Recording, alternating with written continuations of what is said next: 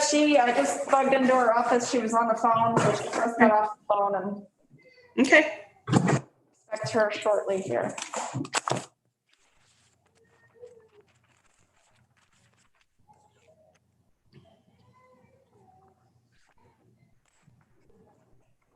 Oh.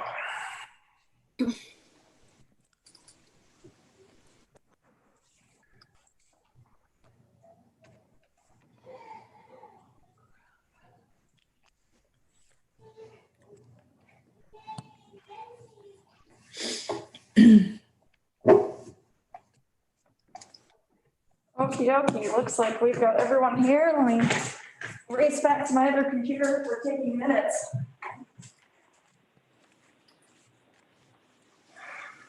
All right. You set, Kelsey? All set. All right. We'll call the meeting to order. It looks like we have everyone here. Great. First item on the agenda is the approval of minutes from Tuesday, October the 20th. Does anyone have any comments on the minutes? I just have an editorial comment. Kelsey, are you there?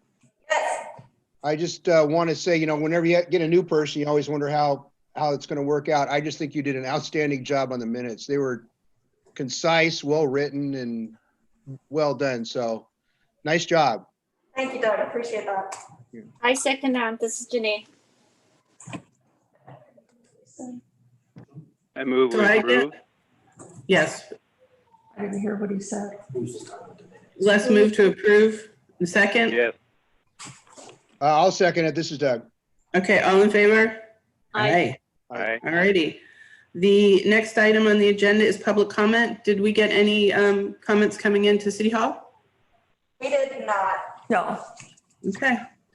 All righty. Then we will move on to the action item. I'm sorry, go ahead. Oh, I'm sorry. I didn't mean to interrupt. I did submit a comment. This is Megan Lee, and I gave it to Karen, but I was understanding that it'd be better to say it during a discussion group rather than the public comment. Is that right? Megan, that would be for our Parks Committee meeting that's on Thursday. But I would like to let the committee know and do an informal introduction that Megan has submitted an application to be part of this Public Works team. So Great. you guys will be seeing that information soon. So here's one way to get to know Megan. I'm glad you're here today, Megan. Oh, I didn't. I didn't know I submitted to be part of the team. That's quite a leap there, but Scratch that, Megan. I've got a lot going on this morning. Different Megan that submitted an application for our committee. I apologize. oh, that's okay. I know you're trying to rope me in there, but That would be great. Our pickleball conversation is going to happen Thursday at the Parks Committee meeting. got it. So I'm just totally in the wrong meeting then. Yeah, you're on the wrong meeting, but that's okay. You can stay and listen if you want. Okay. Well, thank you for that. Sorry to interrupt on the public comment No part. problem. Same time, but just on Thursday. I got it. Thank you. All right. Thanks, Megan. All righty, so we'll go on to the action items then, and the utility relief requests. So we have 3 of them this month. And the first one is the revisit from the one last month, Muriel Lewis, where we were not able to get a motion that carried. And as a reminder, this is the one where there was a toilet leak. And there was a letter from the relative of Miss Lewis with their situation. And the recommendation is to deny this request based on it being the water going through the wastewater treatment plant. So we're going to open it up again to discussion or any motions that anyone on the committee might have. Take it away. This last person, I move we deny the recommendation as recommended. I'll second that. Sorry, who was that with the second? Janae. That was Danae. Well, wait a minute. If we deny the recommendation, does that mean we're approving it? I'm not understanding the motion No. here. No, Motion was that we use the staff recommendation of denial. Okay. Okay. And Janae, are you seconding that? That is correct. Okay, so the motion on the floor is that we deny the, The motion on the floor is that it carries as staff recommendation. okay, that's what I understand, and that was your Correct. intent. Okay, so it's been moved and seconded. All in favor? Aye. I Aye. Okay. Thank you. Let's move on to the next one. And excuse me, I didn't print anything out, so I'm kind of scrolling here. The second one was Jessica Sund, and what I could extract from the description, it says they dug and found the leak, so I'm assuming that means it was underground. Can Karen or Trevor, can you confirm that? Or Kelsey? Yeah, that was my understanding of the situation. I did talk to Daryl with our water department about that. Okay. I Okay, move this- to approve a staff recommendation. It seems pretty clear. This is Doug. Okay. I just want to make sure. I had the same problem. I couldn't decipher from the paperwork where the leak was. So we're confident it was somewhere outside the house. Is that what we're saying? Correct. yes, that's what they say in their written statement. Yes. Okay, I just couldn't see that. All right, I'm good. All right, so it's been moved and seconded. All in favor? Aye. I Aye. Thank Sorry, you. point of clarification for my note taking here. Janae moved and who seconded? Les, is that correct, Les? yes.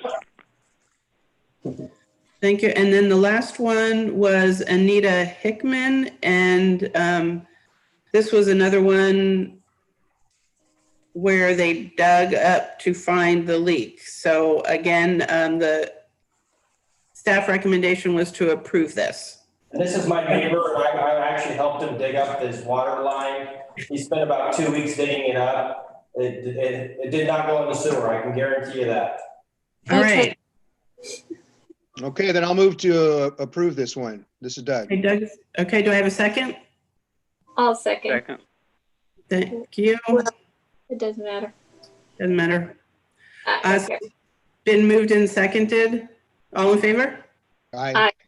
All right. Thank you. So those are the three for this month. Let's see what's next on the agenda. I've got to scroll again. Next up is Public Works status. Karen? Well, we're doing a little cleanup this morning after the wind last night, so that's what's happening today. We've got a power line down, a couple cable lines down, several trees. We had to remove the 2 trees in front of Well Park. Yesterday, the root balls were completely up out of the ground. The ground was saturated and they were already listing over. And so the arborists defined that as an emergency situation. We took them down. Our plan would be to plant 2 new trees there during our Tree City USA efforts to plant trees around the community. So that's going to be an area where we replant. We're going to have to stake them up a little differently, I think, just because that's always a wind tunnel going through there, and it's hard for trees to survive. It just gets waterlogged, and ultimately they just, lean over and don't make it. So that's what's happening today. We're about 20% into our, or about 23% into our meter module change out. We've got almost that same amount of people that have signed up for Ion Water, although Kelsey has now started the follow-up mailers Great.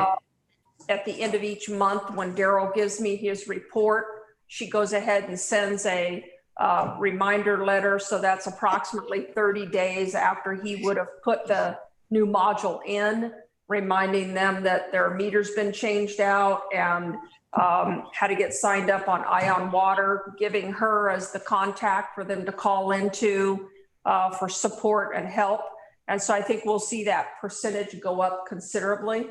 I would like to remind the committee that I'd like us to relook at how we do relief requests right around the 1 year mark of all these meters the modules going in, I think we should look at the relief request differently, since the customer has the ability to monitor their water leakage and usage differently. I think that's one way we can encourage people to get set up on ion water and monitor things more closely than they've ever been able to before. So that would be something I'd ask the committee to look at and reevaluate how we approve these and take a recommendation to council to modify our ordinance as a result of that. If we're going to really be committed to water conservation, this is one way we can do that. All right, do we kind of have a list, Kelsey, maybe of items for future meetings, or if we could create one, and that way we'll know in a year to circle back to this particular item? What I'll get from Daryl is every month who has been changed out. I'm not keeping a rolling list because we're going to end up with almost 1,800 of these in the end. So it's a little bit much for me to keep a rolling list, but I will give you each month's report of who's been changed out. And so I'll just automatically send that to you guys so you can see. And sorry, you said at the beginning how many have been changed out so far? We're about 20% into it. Okay. Of our total connections. We have 1,780 connections, 1,782, I think. So we're about 20% into it, 23% into it. Has anybody else on the committee been changed over and had a chance to look at ion water? Yeah, this is Doug. Of course, my wife's more tech savvy than me. She had trouble signing up when you just went through the general website and so forth. And she kind of gave up, but then we got the mailer that came out with the bill and went through the sort of the list or recipe there, and it did work. And so we're signed up. So the mailer was a good idea. Perfect. Excellent. Good to hear, Doug. Excellent. Thank you. Janae, have you been changed over yet? I know, I don't think I have. I haven't. Okay. All right. How about you, Les? I really don't know. Myrna and I talked about it. She's the one that would do it. Okay. We can't really see much need for us looking at that thing daily to make sure we're using less water. Got it. Well, as you know, I live in a condo, so when we first got it, I was kind of obsessive and I was looking at it almost every day, but after a while you kind of get into a routine of maybe once a week you're looking at it just to see if anything is amiss. And then the leak, setting the leak threshold is really useful, so that if there is something outside of the ordinary, like water running all the time, you can get an alert on your a text alert or an email alert, and that is really usul. Yeah, the crucial part of it is the leak alert. And then secondly, if you have guests over to your house, I mean, obviously with the pandemic, we're not having as many visitors as we used to, but if we are in our normal world at Thanksgiving and Christmas and holidays, you usually have family in. That'd be a good chance for you to go in and look to see how much more water you've used when you've had a house full of people than what you would normally use. And it's just kind of an awareness thing. Or like me in the summertime when I'm watering my grass, I've given myself a threshold that I want to stay under and still keep my yard looking decent, not have things die. And so I've set those parameters to challenge me to strike a balance between irrigating my yard and being a good water, conserver, if you will. Mm-hmm. So that's really the whole point of the ion water, but most importantly, the leak aspect of it, because we have so many second homeowners here. Yeah, and I'd like to thank Daryl and Daniel and Sean for getting out there and, talking to folks as they're installing that and being, a great front folks for the city and letting people know what's happening with their water meter and how they can access ion water. Really appreciate that. Absolutely. The other things we're working on in Public Works is getting the water capacity report finalized. And Bruce is received the final report from Windsor Engineering, and he's putting a staff report together for council. And once he's done that, I can send, excuse me, send the report out to the committee to review. The good news is the assessment tells us we have plenty of water. We're not at risk of running out of water per se to serve our community. So that's the good news. The other thing that we're working on is our water resiliency loan to be able to address all of our backbone water replacement facet of our master plan, getting water down to the RV park as the distribution point post emergency or earthquake, if you will. It's a little challenging. Business Oregon has changed the dynamics of the loan that we've been chasing. It was supposed to be like our meter module loan, where we have the 50% forgiveness, 1% interest, and we can have a 30 to 40 year term on that agreement. And as of a call yesterday, those dynamics have changed. So now all we can have is up to 350,000 forgiveness. And as you know, this is a $13 million project. So we are in the process of going back to step one and breaking this down into smaller chunks so that Lori can run some debt service on that dollar amount of what just phase one would be, which would be all the backbone going down to the RV park, not including the tank, to be able to get water to the community. And even that aspect is, you're talking 3.2 million. And so once Lori runs the debt service on that, and we look at how we would pay that back, to be able to identify that in our loan documents, because obviously we got to do a rate increase.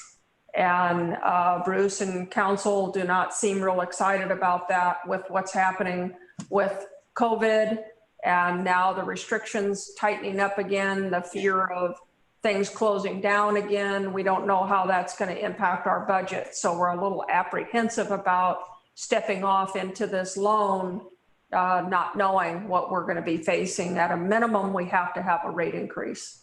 So we won't be able to get that in front of council until the March, April timeframe. And I have to commit to this loan before December 15th. So we may miss this timeframe, and we start all over again, and we shoot for the March deadline, where I can start submitting my letter of intent and the process all over again. And as you know, this is about a 9-month process. Yesterday was not the best of days when we had that call. We got off that call feeling pretty frustrated. So I don't know what's going to happen with that project at this point. Okay, are we talking about the line? Yeah, are we talking about the supply line from the water treatment plant down to the pump station or to the city? We're talking the from the springs to the plant, and from the plant down to the tank, and then down to the RV park. So that total backbone all the way down to the RV park, it will not include the replacement of the tank, just the backbone pipe to get us down to the RV park and or the public works yard, whichever one we ultimately decide on as our distribution point. Les, did you have a comment or some input here? Well, I couldn't understand that we were talking about the supply line, because it really wasn't included in the master plan. And we still need the seismic valve up at the water treatment plant too, that doesn't drain that line. Yeah, that's going to be another subject here. We're still talking about the water resiliency. This is to be able to get water to the community within 72 hours of an emergency. So, I mean, that's a project that's in the, what do we call it, the shrimp? Correct? Right. I guess I'm a little concerned too about how we're weighing those priorities in terms of those things that are in the shrimp, plus all of those other things that are in the master plan, and how we decide or how the decision is being made in terms of which things comes first. Because when you look at the shrimp, I mean, it does say that those are a 50-year time frame for those projects, where the master plan is kind of a 20-year time frame. So, you know, I'm kind of concerned that we're going to start piling on a bunch of rate increases to handle both, you know, both sets of projects at the same time. Yeah. I'll remind you that when the master plan was done, I don't think that we looked at those projects from an emergency management perspective and looked at our capability of being able to get water to the community. So I think that that's why that segment of that master plan project became more important, because we realized that our tanks will not stand a seismic event like it says in the master plan. And if that's the case, we don't have the ability to get water to town. We don't even have a distribution point where we could do that. So I think that that's why the consideration of reprioritizing that to make that piece of the project most important. It's not that the project itself is not being addressed. It's which facet of it are we chasing first. But the committee doesn't agree, then that this is the time to say so, because that's part of the projects that we are looking at for next year. Well, personally, I'm glad that you scaled it back from being the whole big backbone, you know, the however many millions it was in the shrimp, because to me it seemed short-sighted to do all that first when the master plan says that we have all of these pipes that need, you know, main transmission lines that need to be replaced. And it seemed like we were forgoing all of that for, you know, the seismic resiliency and this new backbone. So the fact that you're pulling back on that a little bit, and I think you were forced into that, it sounds like, by the way that the loans are happening now. But I think that perhaps we're on a better direction with that separation. I don't know. Does anyone else have any comments? Doug? Renee? I guess we have to think about it some. I do think that the supply line down from the water treatment plant is really an important one. One thing that I think we ought to be looking for is whether there's, in the pipeline coming down, there's certain areas that are weaker than others because of their location and that type of thing, that there may be a better need for more seismic valves on the way down that would put it into segments so that we know which ones that we can take care of in between. But there's no question that main line coming down is really important. I really thought that if we were going to do it, that the best thing would be to put in a parallel line so that we've got two lines coming down. Is that the plan, Karen? I agree. Well, I don't know whether this one was to replace the line or to parallel. Karen? Yeah, I mean, that's not a bad idea. You're talking about just not necessarily replacing the old one, but just add a new one parallel to the existing one. Yes, yeah. Especially at the areas where we know that because of the location and geology of the area, that it's more vulnerable. That was my next question. Are you suggesting that for the entire route or just in the areas where we perceive it to be the most weak area? I like that, but I don't know because I haven't studied it that closely, and I don't think anyone in the master plan looked at that either. Okay. Karen, would the plan be like the first step, if we got that funding, would be to do some more in-depth engineering to consider some of these things that Les has brought up and what the best approach would be? Yeah, because the engineering that's been done so far, it's not it's not construction engineering, it's estimate for cost. Mhm. And so the next step is the actual engineer and design of what we would be doing. Okay. All right, well, I guess it looks like at least we're probably gonna be waiting till the next cycle on the loans, correct? Yeah, we won't make this cycle. Okay, all right, Okay. all righty. Let's see, what else, Trevor, we got going on? That's pretty much the big one items question. right now. Go ahead, Les. Yeah, we had in the minutes the Mananuska pump station overflow penalty, and we were waiting to see what they were going to say on the penalty. Has that been settled yet? No, we have not received, we responded to their letter. They give me a penalty letter, and I can add any new information or any corrections to their assessment of our overflow and the report that I gave them. And I've done that. I made some corrections to some timelines that they noted in there. I also gave them an overall summary of all the process adjustments we've made relative to the frequency of our maintenance and our monitoring. We have an O&M that we have now taken, the boilerplate template that's always been our O&M, and we've drilled it down to be specific for Cannon Beach and our specific plant, as well as an O&M for each pump station, because not all of our pump stations are the same, as you know.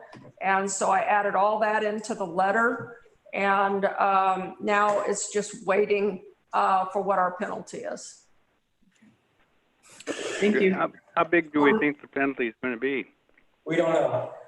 We don't know. I mean, I imagine that it will probably be something equivalent to the last time we had an overflow. It could be something a little more, just to, since it is our second one in a 15-year period, they may leave it the same or they may make it greater, but we have no way of knowing that. How much was the one? I wouldn't expect it to be less, let's put it that way. How much was the one last time? 10 grand, I believe. Okay. All righty. Does that answer your questions, Les? Yeah, it's not going to break the bank. Oh, okay. Let's move on to the next agenda item, which is municipal utility account policy update, since we already talked about meter modules. As you know, we reviewed that presentation at the last Public Works meeting with the intent of bringing that to the council work session on the 10th. And that happened, and the council concurred with our recommendation to bill the restroom accounts for water, wastewater, and storm drain. And that will be effective come the beginning of the next fiscal year. So it'd be July 2021. That gives staff the opportunity to do an estimate of what the revenues will be, as well as to include those expenses for the restroom in the budget cycle. So that was pretty non-eventful with council. So, and they were in agreement that they didn't really want to press on any of the other ones at this point. Any questions on that? Nope. All right, let's move on to the master plan project updates on the website. And hopefully you all had a chance to look at the information that was in the packet regarding a proposal.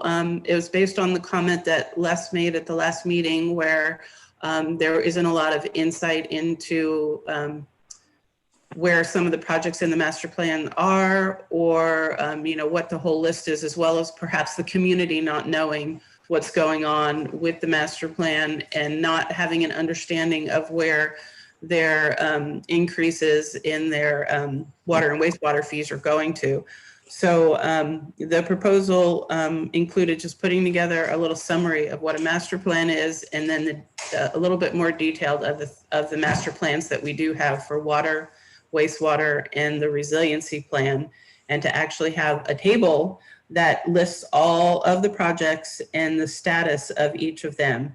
And it was felt that this was kind of a way that we as a Public Works Committee can keep abreast of the status of all the projects, by speaking about them at the meeting, probably as part of the public works status.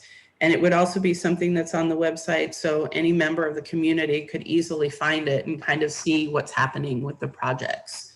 So I'm going to open up and see if anyone has any particular comments or inputs on what was in the package for ways to enhance what the proposal is, or if you're okay with what's there in the proposed setup. Does anyone have any comments to open? I just have one that you know, probably our average resident that reads the bill and such is a senior person. Mm-hmm. I'm not sure they would look at the website and such. I think that's good to have that there, but I'd like to see more where through the news media, people read the Gazette, that we get some stories in about what we're doing just in general, rather than tables that are confusing to even me as I go through them. This is Doug. I just finally got myself off of unmute. I realized that I was on Mute. yeah. So here, I'm back alive. Thanks, You know, I think it's a great idea. I'm looking behind me here. I've got a stack of the master plans, you know, sitting on the floor behind me. right. And, you know, I don't know how old they are. And so I really think that a condensation or a distillation of where we are on the projects coming out of those plans is a great idea, kind of a snapshot. My only concern, and it's a small one, is, you know, if I were to try to do that, or maybe even somebody in public works, I don't know how labor intensive that would be to both create that sort of infrastructure and maintain it. So I don't know if Karen or Trevor have, or who's going to do this. It's just one more, you know, thing. Well, the intent. If the committee wanted to do it, that would be great, but I would not take it on as a staff person. This is not something we could maintain on an ongoing basis. This is why there hasn't been something on the website to date that's been maintained. They've tried it in the past and it just never was kept up. So if that's something the committee could help us with, I'm all for it. Well, the intent, I don't know if you had a chance to look at what was in the package, Doug, but I mean, the background information is already written and the table's already created that has the list of every single project. It's not detailing what the projects are. It's just saying, here's the title of the project, but then it has a column that has status. For the ones that are already completed, they say completed. There are ones that say that they're in work, like the meter module change out. And then there's ones that say like perhaps seeking funding. And the intent again would be at a public works meeting, we could spend 10 minutes, we could open up the website, look at it, and staff should be able to tell us if there is any change on any of those projects. Is there a project we're now working on? And we could change that status from no status, not working on it, to in work. And that way it doesn't take dedicated time from staff to do it. And it just takes a small portion of our time in public works. And I would propose maybe we do this quarterly, not every month, because things aren't going to move that fast. And that way it's, you know, it kind of keeps it up to date without, as I said, taking dedicated time from staff to do it. So this is mainly a tool for us on public works.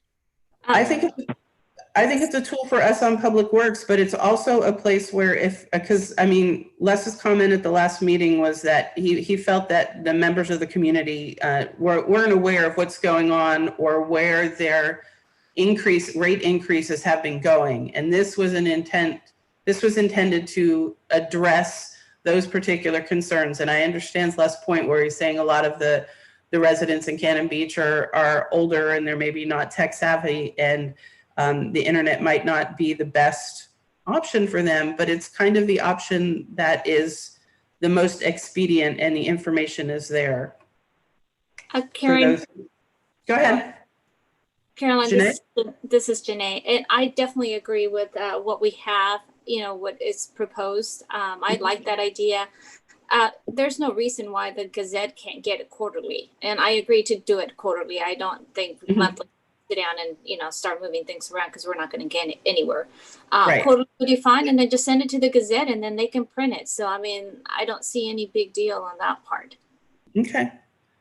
Maybe we can think a little bit more about how to get some things, you know, concisely to the Gazette. Maybe, you know, a summary after those meetings where we actually talk about the matrix and say, okay, well, we've updated the fact that we started work on the meter module change out, or we've completed that project, and see how that goes. Exactly. It doesn't have to be as detailed as this one is, you know. Right. Just give them a little information, Give and them a if little people update. have questions, they can call or, you know, just ask somebody. So yeah. Well, let's try this for a while. Let's see how it works out. If it, you know, if it makes sense to do it quarterly, and if it's getting, if it's providing useful information to the different communities that actually use the different medias, because I think there are people that will go and look at the website. So as long as we have it pretty prominent and they don't have to dig too deep for it. Correct. Okay, this is Doug, just to restate it's not really a concern. Okay, who's going to do what if we go down this road?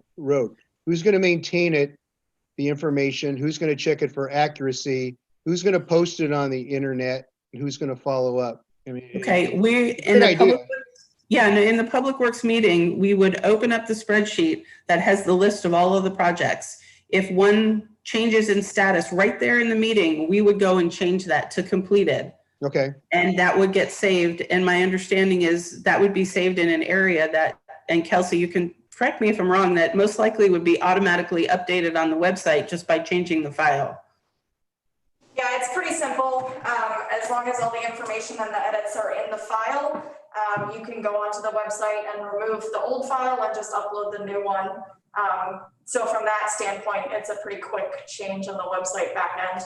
Yeah, it would be unlikely that Kelsey be doing it during a meeting because she's taking the minutes. So she can't do both. She can't scribe people's conversations and be updating this template as we're in a meeting. But we can make the notes on it and you can update it afterwards. Well, we as a Public Works Committee is not going to necessarily be able to update it on your server because we don't have permission on your server. So we'll have to figure out how to do that in the details. Okay, so what I was envisioning based on the conversation is that you would update this template, send it to Kelsey, and she'd upload it onto the website after the meeting is over. That's what I would recommend. And if it would work with Kelsey and you know, Karen, your staff, I mean, that, you know, I hate giving you guys more work. But you know, that's what we need to appease people, then that's what we can do. I think it's important that we give the community an opportunity to see what's going on and to have some more insight into what's happening. I agree, Carol, and I think it's a good idea. There's nothing about it that I don't like. I'm just right on par with Doug as to who's doing what, because this is where it's fallen by the wayside in the past. And so if we can determine an easy way to be able to manage it, I am all for it. Well, can you, at the meetings then, can we have a second computer, a laptop perhaps, and we can make the changes right there while we're discussing the changes, and that way it's ready to go right after the meeting, and Kelsey doesn't have to make those changes while we're in the meeting. Yeah, I mean, that's the only thing I'm saying is that she would be managing this by uploading it on the website, and if she's taken minutes for the meeting, you know, I hear what you're saying, the second laptop, who's doing the second laptop? Somebody on the committee can do it. We can sit there and make the changes as we are discussing them. Okay. All right. Well, Can we try that out with it being Zoom and all this kind of stuff. I just don't know, Carol, and how we can do it, but we'll figure it out. We'll figure it out to make it work. And that's my commitment to you guys. I think it's a good tool to have out there, and we'll fine tune the process to make it work. Okay. Well, let's try it out. So just to touch on something that Les had said, and I appreciate Les's comment about the media, the newspaper. Catherine, that typically does articles for the Gazette, is really on par with everything she sees at the council meeting. She sends me an email asking me about the meter modules. She did an article in the paper about that. She just did an article in the paper about the money we received for Warren Way intersection. We got a $100,000 grant that I told you guys about in the last meeting. And we just told council that we got the dollars. So she did an article on that and the pending TSP project that Jeff is overseeing that is assessing parking throughout the whole town. She did kind of a follow-up to say we're expecting the results of that anytime. And so she's pretty good about doing articles for us. And, you know, sometimes they don't make it to the newspaper because there's other things that have happened and that bumps those articles, but she gets it in there at some point or another. So as we do projects, you know, I don't ever do anything over the phone with her because there's always room for misquotes and errors. So what I do is I do a write-up. When she sends me an email, I'll write something up and I'll send it back to her. And then her editor can always reduce the size of something, which often can change the translation of it, but that's just all part of working with the newspaper. But just so you guys know, she's pretty good about getting stuff in there for us.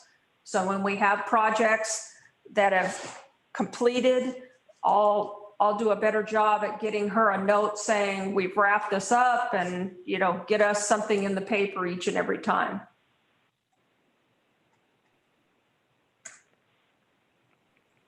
Okay. Let's move on to the next one, which is fiscal year 21-22 project priorities. Karen, did you have something you wanted to talk on this, or were you looking for inputs from the committee? No, I pretty much gave you guys the input from last time, right? The priorities, is that what we're talking about? I do not recall that. So why don't, if you have the list there, go ahead and give us that list. We had given the committee homework, essentially, Yes. each individual committee member to kind of target their priorities that they want to see Public Works tackle in the next fiscal year. So I believe we're looking for input from the individual committee members right now. Right. At the last meeting, I went over what I thought were our priorities, and then I asked you guys to bring to this meeting what you felt they were, if it was different than what I had laid out to you guys last month. Okay, can we start by, can you reminding us what your list was? What you put? I'm sorry, Karen, I really don't remember the list from last month. I'm sorry, and I didn't even bring my list, so I'm going to go off the top of my head. The Siusla Midway Pump Station, permanent generators. Mm-hmm. The upgrade of Mananuska's control panel, as well as the maintenance and upgrades at Haystack. Haystack Pump Station does not include a permanent generator. As you know, last year that was put on hold because Gene Cope did not want us to increase the footprint. So it's only going to be all the maintenance associated with that. So those two pump stations, Mananuska and Haystack, you know, we got the dollars for putting the cover on it. So it only makes sense to get the guts upgraded when we do the cover, and that pump station will be in good shape. We've done a ton of maintenance on it already as a result of the overflow. We've spent quite a bit of money getting it up to par. And so the control panel really needs to be upgraded. So Mananuska, Haystack, Siusla, and Midway, I have a call on the 20th, which is Friday, to chase grant money that we may qualify for both of those generators at Midway and Siusla, and possibly a generator up at our north cache site that we want to get power to. And so I'll see how that call goes. But those 4 pump stations are what I feel are the priority for next year. And so is your priority completely wastewater and nothing on water? No, our water was our water resiliency project that we were chasing the money for. The big one.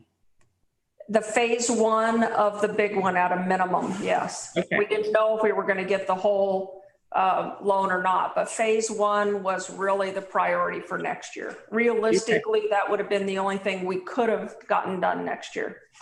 Okay, so let's go to the committee members. Les, I know you sent in an email. Do you want to speak to any of those ones that you sent in? Well, it's the same one that I would put in any time. I know we've got to continue these upgrades that we've been talking about, but one of the high priorities was to put the seismic valves on our 3 reservoirs so that if we do have the earthquake, we at least save what's in that reservoir. And those 3 valves are in phase one of that water project that I spoke of earlier. But is that the one that now, sorry, Les, is that the one that that has now been downsized to just being the lines from the springs to so that means it's not, it is part of that? It is part of that. We included the seismic valves as part of that project simply because it was the priority for next year. And we feel those valves are our priority. And that's a seismic valve on all 3 tanks? Yes. Okay. Thank you. Les, do you have any other ones that you wanted to point out from your list? Yeah, it's important that we get the main water line from the main reservoir to the Colavana Reservoir that goes along Highway 101. This is one of the high priority ones in the master plan. And to me, that's a big project, but at least part of it could be done in phases. The seismic valves, I want to go back. I don't see why that has to be part of a gigantic project. It's something that could be done individually in 3 stages if you wanted to on the reservoirs. It doesn't really relate to a main line coming down from the springs or from any of the other projects. I think we ought to go ahead with the seismic valves as individual projects. Karen, that's something that It's about money, Les, and I don't have the money right now. And my only hope for immediate funds was that phase one of the large $13 million project. And that's why I put the valves in that, because that was going to be money that was given to me right away should we make that timeline yesterday. And that didn't happen. So now it's a matter of me having to ask the budget committee for money to do the seismic valves, because I don't have the money in this year's budget. Everything was taken away in this year's budget. So it's just to keep the lights on. Let's just hope that the earthquake doesn't happen tomorrow. Yeah, I hope it doesn't either, Les, but if you can find money for me, I'd be happy to start those. So well, Karen, I've got $5 for you if you'd like right now. Okay. They are big projects. They're $15,000, $20,000. We can look at those, Karen. Karen, is there a possibility if you're unsuccessful in getting this grant for your revised phase one, just the lines from the springs with the seismic valves, if it looks like that might not happen, is there a possibility of including just seismic valves and fund that with a rate increase? It's just something that, can we kind of keep that as a possibility? Again, if the whole loan thing does not work out. So the phase one is not a grant, it is an actual loan. Right. And if that does not happen, then I would pursue those valves via another means, but it would mean I have to ask for the funding. So I could either go to Bruce, go to council and ask for the funding to be able to do those valves right now without waiting for the next cycle or the next cutoff of this loan that we've been trying to chase through Business Oregon. I don't have it in my operating budget as it stands right now. This year was just to keep the lights on, okay? I think we understand that about this fiscal year, but I think we're thinking forward to next fiscal year. Definitely. For the next fiscal year, those would be in the budget. If this water loan does not come through, it will be a line item of its own.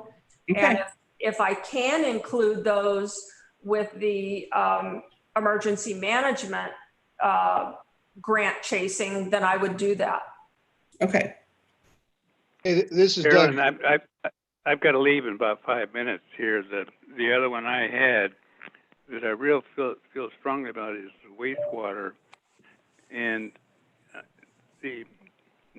having the second north aeration basin and not having used that in 20 years is just something that needs to be corrected. And I don't, right now, I don't know anybody that knows how much money it's going to take to correct, but I would like to have the staff find a consultant that can tell them why we can't operate that north aeration pond. So Les, let me just speak to that quickly before you have to go. The reason that basin cannot operate is because in past practices at our wastewater plant, they were robbing Peter to pay Paul. That equipment is obsolete, and as things failed in one basin, they were pulling from the other one to address it. That's why we can't go back and forth and use both basins. Trevor has explained to me what we need to do to get that second basin up and working. It's not inexpensive, but we have already started the process of getting some cost assessment of what it would take to do that. And to honor what you're saying, Les, it's not that we don't want to, although I will say that we're not going to switch the plant back and forth like you're suggesting. We will test that, make sure it's working on a regular basis, and it will be our backup basin. But we won't be flipping the plant back and forth for the very reason that Trevor explained to us in several meetings when this has come up, the disruption that it causes in the plant for both those basins to be working. There's just not enough food to feed that basin and go back and forth like that. And that's, I totally agree. We need to have the second basin operational and working towards that goal. Once we reach that goal, we will have the capability to test that basin, turn on all the equipment in that basin without introducing sewage into it. So that is a goal, and the wastewater guys are totally on board with it. They want to make that happen too. Are you still in the early stages of planning that in terms of what your timeline would be to get that second basin, quote unquote, operational? Well, after the new budget year, once we have the money, we can order the parts. Should we get the money during the budget process, and we'll be able to explain the advantage of having that basin working again. Mm-hmm. I would hope we get the funds, and we should be able to do that next year. Okay. Do you have a sense of how much you're talking about for that? It could be anywhere between $40,000 and $50,000. A lot of equipment was robbed off that second basin to make the first basin operational years ago. And that's what happened. And we're doing that with a lot of our stuff at the wastewater plant. And so this is why it's, it's time to pay Peter, as they say, because we've been doing that as things become obsolete.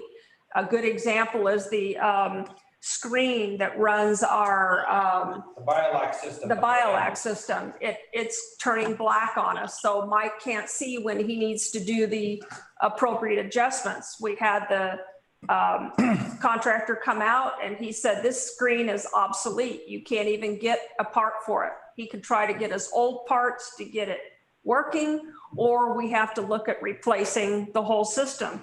We're talking about just over 10 grand just to get a replacement screen for that. So the plant is 13 years old, and these things are starting to fail, and we take where we can from other things in the plant to keep things operating.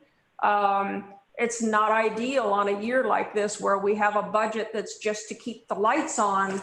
It doesn't address stuff like this. Okay. And so with these things happening, this budget discussion this year is going to be a lot different than it's been in years past, because if we have another COVID year where we're starved like this of funds, it's not going to be good for the city. Okay. So we're doing the best we can. And Les, again, we appreciate you continuing to ask about the basin, but it's going to take funds to get it operating again.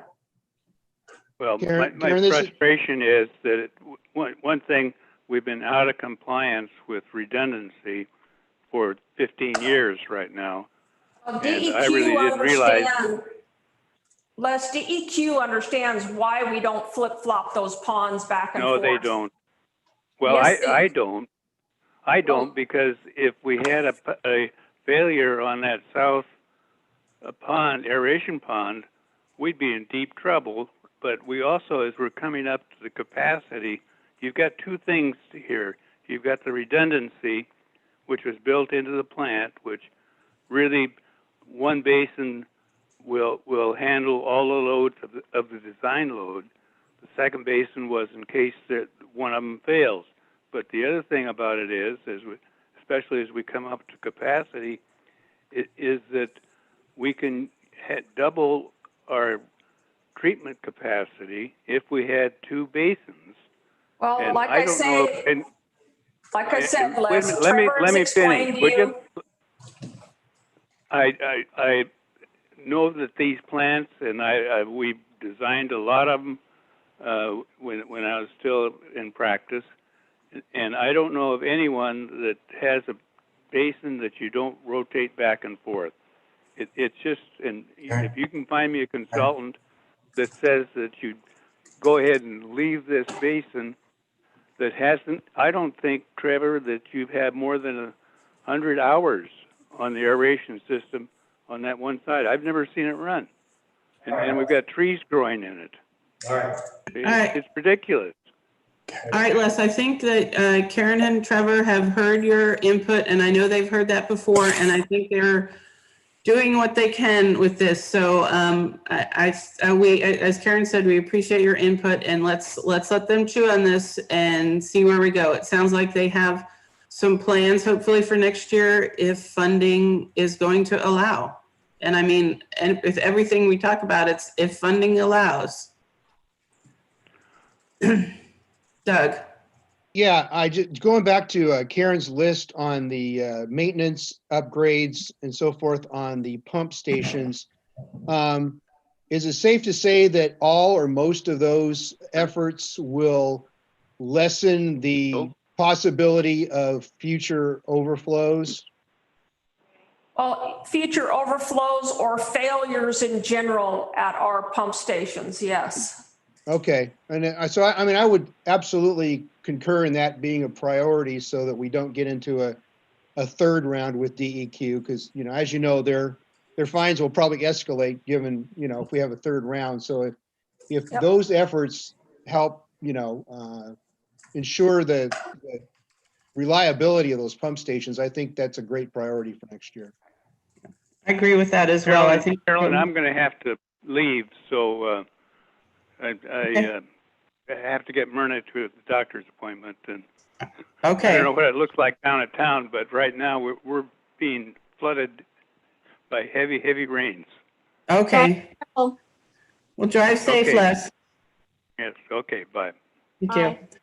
So Carol, it sounded like you were concurring in what I was saying. I do. I think that we need to make sure that the upgrades that are needed for the staff to appropriately monitor those the pump stations and to be able to head off any particular issues is very important, especially given the history of the two overflows, which appear that they were because we didn't have adequate monitoring of the systems. Is that an accurate reflection, Karen? Yes. Okay. Okay. Do you have a priority for the water side, that Doug? Just in general, talking about that there's apparently that main line. You were talking about the difference between doing seismic valves or a parallel backup line. I mean, I always have a bias towards redundancy rather than upgrades, because, you know, if you upgrade and you have a failure, you have to rush out and try to figure out how to fix it immediately. Well, if you have redundancy, you can immediately switch over to, in my opinion, that's always better. That's just an editorial opinion. Okay. And the second one is, you know, thinking back to the master plans, you know, we had X number of lines in the city system of a certain age or a certain condition. Can't remember the numbers, can't remember the size, but I would hope that we don't get too far down the gee whiz, we might have an earthquake or this or that, and just not overly defer just the general maintenance and upgrading of an aging system. That's a good point, Doug. Janae? I agree with the same, that, yeah, I agree. Yeah, I would, I like the idea of getting the seismic valves done sooner rather than later for the sole fact that, you know, if there is that earthquake, to preserve the water that's already in the tanks. And I also agree with Doug's comment about not overlooking those aging pieces of the system that our master plan indicated we should be considering for replacement over the 20-year time frame, and make sure we place some focus on that without I don't know the right way to say this, you know, not going towards all of those seismic enhancements that are for the tsunami situation. It's kind of like we're dealing with tsunami, but we need to make sure we're taking care of the day-to-day operations. That was a long way around, but I hope you know what I meant. So I guess my question to you guys then, as far as the master plan water line replacement, how would you envision us breaking that down and achieving the priority that you feel is the most important? You know, that's one of those areas where I really think, you know, assuming you have a system-wide needs here or there, certain, you know, segments. I think that's really a case where I would really defer to the expertise of you and Trevor and the staff. You know, you know better than I think anyone else where the you know, the places that need the Band-Aids are the most. I mean, you're right. There are a lot of projects in the master plan with replacing of the main lines, all throughout town, all the way from the main transmission line, all the way down to, you know, lines to the houses in Haystack Heights. But I would hope that staff would have, as Doug just mentioned, maybe would have a better understanding of the lines that are in are in worse condition, I guess I would say, ones that really need the replacement sooner than other ones. Right. I think our team, our public works team as a whole, based on discussion in my staff meeting, felt like we were killing two birds with one stone, or maybe three birds with one stone, by taking the phase one approach that I mentioned to you guys, getting the lines down to the RV park for distribution and the seismic valves, because we know that those lines need to be replaced. So that addresses that piece of the water line project. It gets us our water to town in 72 hours, and it also gets us our 3 seismic valves at each tank. That's why we felt that particular segment, being priority 1, was a wise one, because we achieved more in that you know, approach than some of the other ways we could break it down. But that was just my team's opinion, not just water, not just wastewater, but our team as a whole. And that's why I asked you guys, how would you envision that? So if you bring that back to me as us as the experts, that would be my answer to you. Same as we talked about last month. I think at this point, it really becomes a policy decision. And from the council perspective, is the priority to be on emergency recovery for tsunami, because we talk seismic valves and, you know, lines all the way from the springs down to a distribution point. Is that the priority that council is looking for, or are they looking for a priority that addresses the day-to-day water and wastewater needs of the community in terms of those lines that are within the city already and would be replacements for older lines? And I mean, we could go back and forth, you know, ad nauseum in terms of which ones are the priorities, but I think you get to, it is a policy decision, and what does council want to focus on? So you're suggesting that I take this to council and ask them how they'd like to break up the water master plan project? No. No. What I think we can do is, I think when we get to budget, what we can do is present both and say that this is what the cost would be to do this many lines per year. This is what the cost would be from rates to go ahead and do phase 1, and then see how far they want to go. So that from that standpoint, it is a policy decision, but I think that we can bring them the lines that we would do, and you've already broken up, and I think you did a good job on the, on what phase one should contain. But, and I see that happening as part of the rate discussion and the budget discussion. So there is a way to do that. Janae, did you have a comment? I'm just shaking my head because this, this is Karen's job and Trevor's job. They should know what's best, and they're telling us what's best, and I just feel like we're questioning them all the time. And, I just get a little annoyed. I'm sorry. That's just common. Well, I think it's our responsibility as a Public Works Committee to kind of ask these questions of, because there is a lot of projects on the table, and to kind of probe a bit and say, is this the direction that we should be going? And I agree that they're the experts on how the system is operating and the conditions that things are in. But I still feel, well, my personal feeling is I think we as a community are going heavily in the let's get the emergency preparedness done, which obviously is very important. But are we doing that at the risk of compromising the day-to-day operations?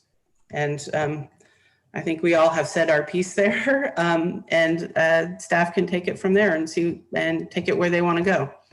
Doug, do you have any more comments? So just so you guys know, just a demonstration of how we show you that we're not neglecting our day-to-day operations in light of the larger capital projects, is we had a water line break at Pacific and Gogana last year. And during the budget committee, I asked them for dollars to replace that stick of pipe because it was one of the older, more fragile areas of line in town. They gave us that money. We just issued the RFQ, RFP, if you will, today. Kelsey got it done last night, and we're pressing the send button today to get a company to be awarded for that bid. So we are addressing the day-to-day greater needs, and we're not sacrificing that for the larger capital projects.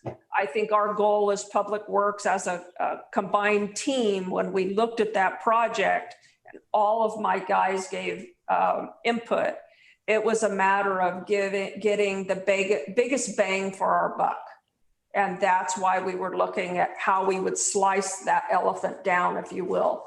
We talked about that with Bruce, and based on the Business Oregon loan and what we would qualify for in that loan, that's why we pursued that project the way we did. Not everything qualifies for these loans or grants for that matter. So we try to chase it's a balance of what funding is available to us and what qualifies for that funding. And that's what we try to chase. Sometimes that can interrupt the priority of what's been identified in the master plan. But if it's part of that overall capital project and you have an opportunity to get funding at the rates that we've been able to get, or grant money, which is virtually free money, I think it should interrupt the priority, because that's funding we would not have an opportunity for, and we need to seize it. So as much as I'd like to say, keep it intact of how it's identified in the master plan, we didn't know what funding opportunity would be in front of us when that master plan was put together. We didn't have the advantages that we have now for emergency management to help us understand the better priority of some of these projects when that master plan was put together. And we do have that now. So it will interrupt some of that priority that was originally identified. And I think that's okay. It should. We should constantly be reassessing these projects and the order that we have them in to maximize not only the funding, but the order in which we get these projects done. Just my editorial comments. Anyone have an editorial on Karen's editorial? Well, No, Karen, I agree with that. Anytime you can use other people's money, so to speak, that should be obtained, pursued, and have a priority for implementation within the rules of getting those grants and loans. I completely agree with that. What I was just saying is, all things being equal, if you have a pot of money that, is equally available for various discretionary public works uses. I just want to emphasize, and I think I had the concurrence of most of the people on the committee, that we don't go too far down the road on the what ifs on tsunamis and earthquakes, and we end up with this great Cadillac system. But the legacy infrastructure is kind of swept to the sideline, because I do remember for the master plan, there were long stretches and sections of existing distribution system that were needing replacement. I just don't want those to be forgotten. But I also agree with you, Karen. If that's not the source of loans and grants necessarily, because it's just not a state priority, then yeah, you chase those dollars and those become the priority. So I agree. I mean, I agree with what you said, Karen. So But I let me also have ask this you, underlying let me concern. ask you another question while we're on the topic of funding. The grant call that I'm going to be on the 20th, it's FEMA funding. So obviously it's things associated with emergency management. How I was able to get the Mananuska and Siusla permanent generators in that call is because I also am pursuing the generator for the North Cache site. If that wasn't part of the discussion, the other two may not have qualified as a standalone project. So you see how I pursue the funding. It's all about what qualifies for the dollars. I don't want to miss the opportunity to chase grant money or low interest loans or funding sources such as that. But it has to be projects that qualify for the criteria that comes with the funding. So it's not just a matter of chasing the money, it's having projects that they deem qualifying for those funds. And so, again, I'll put it back to the committee. Do you feel I should not chase those funds because it has to include a generator up at our cache site and you don't view that as a priority? Even if it gets you your master plan, Midway and Siusla permanent generators? Janae, why don't you answer? I just want to say thank you for doing that, Karen. Thank you, Janae. It takes a lot of time and effort to chase these dollars, you guys. And so when I push back on things like a spreadsheet that's going to go on the website, it's not that I don't think it's important. It just doesn't stack up in the stuff that I am chasing every single day with this job. And Karen, to me, I've said since the first day I was on this committee that more emphasis needed to be on looking for outside funding, looking for loans, looking for grants. And I feel like for a while, you know, with prior, let's just say it fell on deaf ears for a while. And then you guys came on and you've jumped on it. You've done a tremendous job. And I've said it again and again, doing what's necessary to get these grants and loans. And I know it's not easy because it's bureaucratic. You've got to fit their criteria. And like you said, it's complicated. And so I'll say it again. I am just so grateful for the work and effort you put in. I know it's hard and we've had this huge payoff and we hear about it every meeting. So let it be said how impressed I am, and I think the committee is, and how hard you worked on getting this outside money. To your specific question about, you know, the feelings about, you know, making it work in conjunction with, well, you can't get the money unless you do this other project. You know, I think that's just kind of a math question about, well, you know, maybe we don't really need this other project. How much more of a loan would that entail, and the interest rate on the loan, or if it's a grant, it doesn't matter. I think that's just kind of a math problem.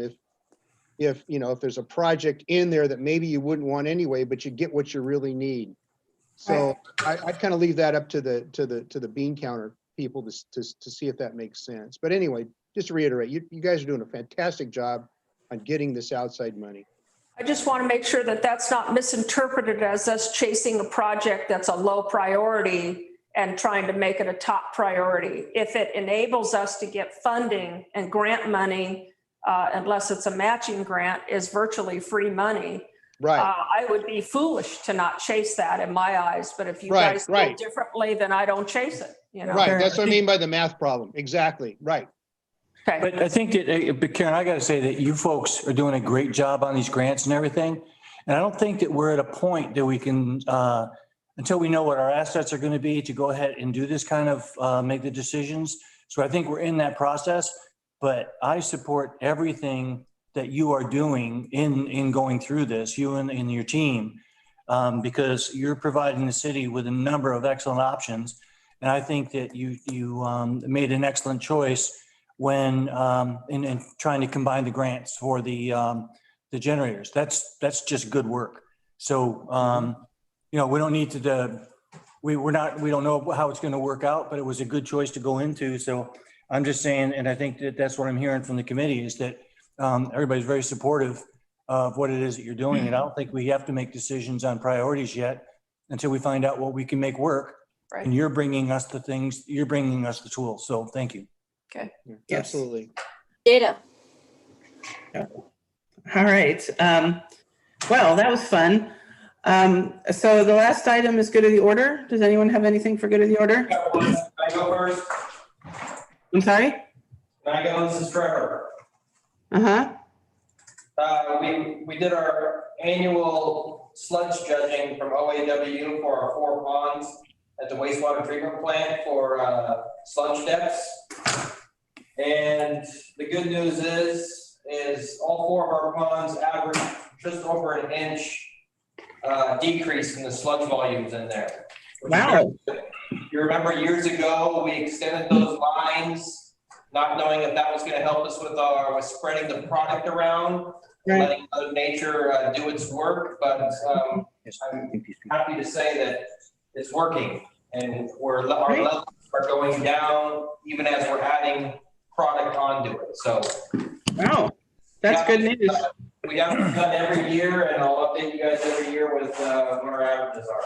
Thanks. Perfect. Thanks, Trevor. I got one. Janae, do you have something for good of the order? No, I don't. Thank you. Doug? No, just reiterating, thanks everybody for your hard work and dedication. And that's it. Caroline, you too. Thank you for all that you do. Thank you, Janae. Bruce, did you have something? Yeah. You're probably noticing that there's progress being made on Candy Beach Elementary, the renovations or whatever it is that we're going to do. We, Karen and team put together an architect engineer team that came in, did essentially a visual assessment saying, trying to come up with what the problems are, those issues, definitely seismic issues in both buildings. Roofs, just a lot of the things that we knew were going to be there. Buildings are 70 years old. They're made out of wood. So the idea that it's like a $4 million project to do the whole thing, I think it's going to be higher than that, because that doesn't include, furnishing some other things in, but although it does include a healthy contingency. So anyway, we're moving forward on that. We'll be having a meeting on December 14th where the tribes and other interested parties, maybe the Parks, U.S. Park Service dealing with Lewis and Clark, that sort of thing, to be talking and kind of giving everybody the idea of the importance of the site. And then after that, we'll be talking about what we can do. But what's good about this project is that if we want to, we seem to have a dedicated funding source that is more than adequate to pay for the construction if we go with a loan. In the past 5 years, we've received at least $325,000 for each 70% of 1%, which is what we're getting back from the county for the funding on this. And so this year we estimated to be $440,000.